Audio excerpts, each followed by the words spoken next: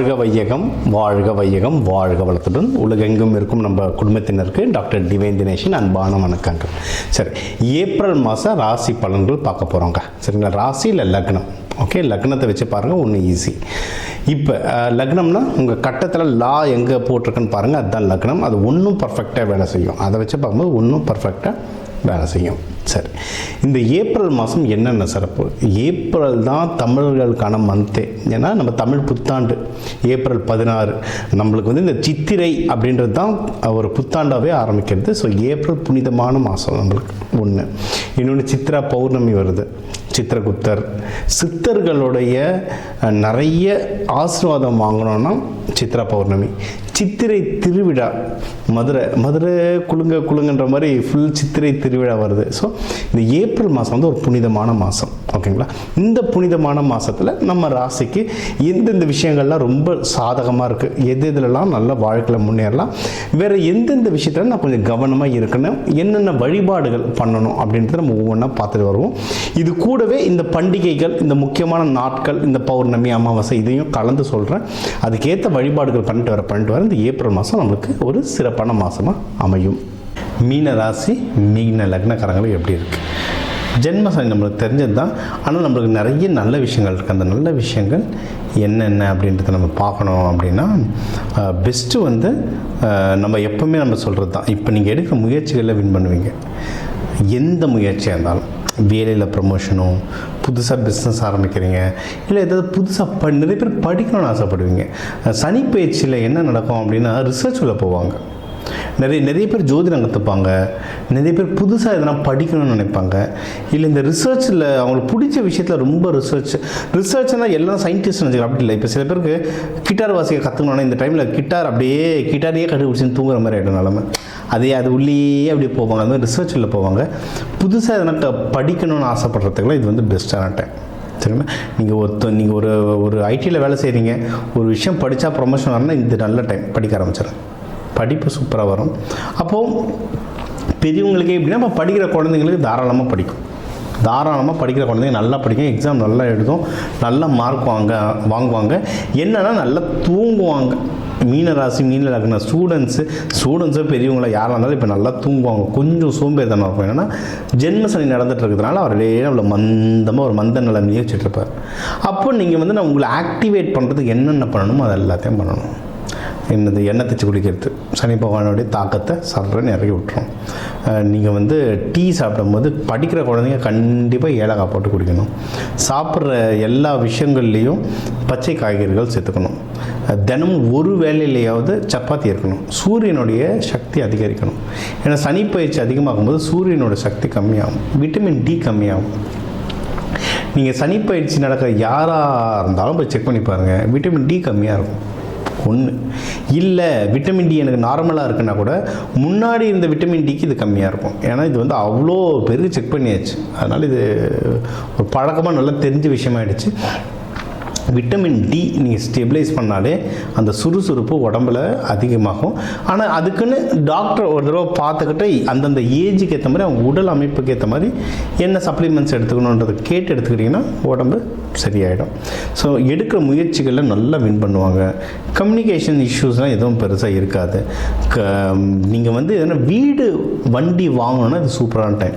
வீடு வண்டி எதனா வாங்கணுன்னா சூப்பரான டைம்.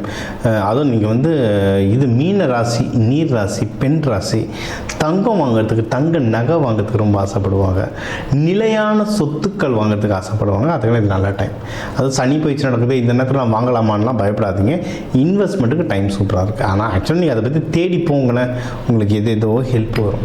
உங்களுக்கு யாராவது இங்கே ஆஃபர் போய்ட்டுருக்கு, அங்கே ஆஃபர் போய்ட்டுருக்கு, நான் விற்கிறேன் வீடு ஒன்று கம்மி விலையில் வாங்கிக்கிறியா அப்படின்லாம் நிறைய ஆஃபர்ஸ் வரும். உங்களுக்கு சான்ஸ் கிடைக்கும்போது தாராளமாக இன்வெஸ்ட்மெண்ட் பண்ணுங்க, சூப்பராக இருக்கும். அட்வைஸ்லாம் கேட்கணும். அம்மா முறையில் இவங்ககிட்ட நீங்கள் அட்வைஸ் கேளுங்க, ரொம்ப நல்லா ஹெல்ப் கிடைக்கும். சரியா? இது ஒன்று. ஆஃபீஸில் சீனியர்ஸ்லாம் இருந்தாங்கன்னா லேடி சீனியர்ஸ் கிட்ட போய் கேட்டுப்பாங்க. அது வந்து ஒரு டைமில் ஒரு உறவு முறை நம்மளுக்கு ஹெல்ப் பண்ணும். இந்த டைம் வந்து பெண்கள் வயதில் பெரிய பெண்கள், வயதில் பெரியவங்க, அம்மா ஸ்தானம், அக்கா ஸ்தானம், அந்த ஸ்தானத்தில் இருக்கவங்கள கேளுங்க. அவங்க உங்களுக்கு கரெக்டான விஷயங்கள் இன்வெஸ்ட்மெண்ட் சம்மந்தமாக கைட் பண்ணுறதுக்கு நிறையவே வழிவகைகள் இருக்குது. இது ஒன்று. நீங்கள் எடுக்கிற முயற்சிகள் வின் பண்ணுவீங்கன்னு சொல்லிட்டோம். 2. இன்னொன்று வந்து நீங்கள் வந்து ஏதாவது தொழில் பண்ணுறீங்க, பிஸ்னஸ் பண்ணுறீங்கன்னா பிஸ்னஸில் உயர்வு வர்றதுக்கு எக்கச்சக்க வாய்ப்பு இருக்குங்க. நல்ல உயர்வு வருவீங்க. வெளிநாடுலாம் போகணுன்னா கூட தாராளமாக நீங்கள் போயிட்டு வரலாம்.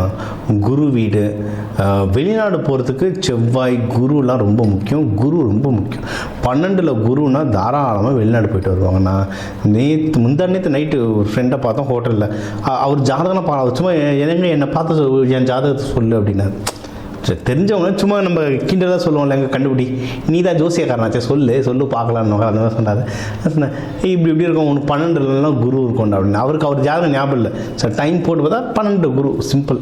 குருவோட ராகு, அப்போ ஃபாரின் போயிட்டார். ரொம்ப சிம்பிள், சரிங்களா?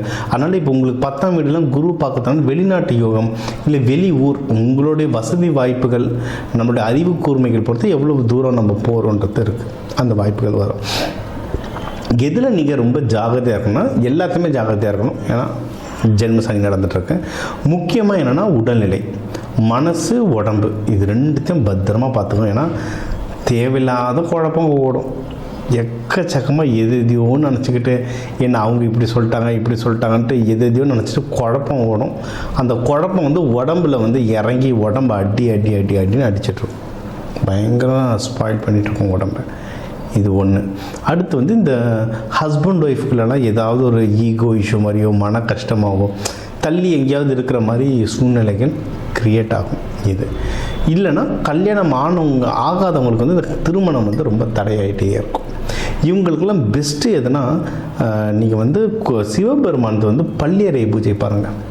பள்ளியறை பூஜை, கோவில் அந்த கடைசி பூஜையெல்லாம் முடிஞ்ச வரைக்கும் அந்த பள்ளியறை பூஜை அம்பாள் எடுத்துகிட்டு போயிட்டு, அம்பாள் இல்லை ஐயா, அது சில கோவிலோட ஐதீகம் பொறுத்து மாறும். நீங்கள் வந்து இப்போ அது பள்ளி அறையில் எடுத்து போய்ட்டு அம்பாளையும் சிவனையும் வைப்பாங்க. அது பூஜையை நடக்கும், சூப்பராக இருக்கும். இருக்கிற பூஜையிலே அதுதான் ஃபென்டாஸ்டிக்கான பூஜை.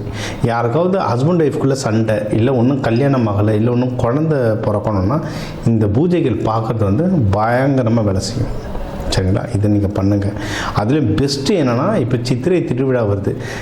நான் பார்த்த பள்ளியறை பூஜையில் ஒன் ஆஃப் த சூப்பர் அப்படின்னா மீனாட்சி அம்மன் கோவில், மீனாட்சி சுந்தரேஸ்வரர் பள்ளியறை பூஜை, பள்ளி எழுச்சி காலையில், அதுவும் ரொம்ப நல்லாயிருக்கும். சித்திரை திருவிழாக்கெலாம் நீங்கள் அன்றைக்கி இருக்கிற கூட்டத்துக்கு நம்மளால் அதெல்லாம் பார்க்க முடியுமா தெரியல, பட் நீங்கள் எந்தாவது சிவன் கோயிலில் போய் அன்றைக்கி போய் பார்த்து வந்தீங்கன்னா ரொம்ப நல்லது.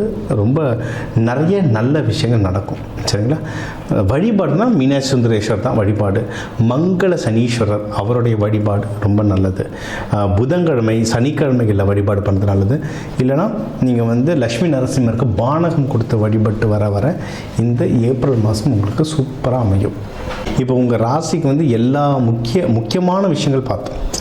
ஓவராலாக எப்படி இருக்கும், கல்யாணம் யாருக்கு, வேலை, மகப்பேறு, கடன், கொடுக்கறது வாங்குறது, தொழில் யாருக்கு அமையும், ஆஃபீஸில் ப்ரொமோஷனுக்கு அமையும், வெளிநாடு போகிறது, உடல் உபாதைகளில் எப்படி சரி பண்ணுறது, என்னென்ன வழிபாடுகள், எந்தெந்த தெய்வங்கள் எந்தெந்த நாளில் வழிபாடு பண்ணுறது, இது எல்லாமே நம்ம வந்து முக்கியமாக ஒரு ஓவராலாக எல்லாத்தையும் நம்ம பார்த்தோம். சூப்பர். இப்போ அதான் 12 ராசி, ஒரு 12 கோடி தமிழர்கள் இருக்கும். ஒரு ராசி ஒரு கோடி பேருக்கு பொதுவாக சொல்லியிருக்கோம், பொது பலனாக சொல்லியிருக்கோம். இதுவே ஒர்க் ஆகும். ஒன்றும் ஸ்பெசிஃபிக்காக இல்லை, எனக்கு இது பத்தலை, எனக்கு ஒன்றும் கிளாரிட்டி வேணும், இல்லை நீங்கள் சொல்கிறது சிலது எனக்கு நடக்கலை அப்படின்னா நீங்கள் வந்து உங்கள் ஜாதகத்தை வச்சு தான் பார்க்கணும்.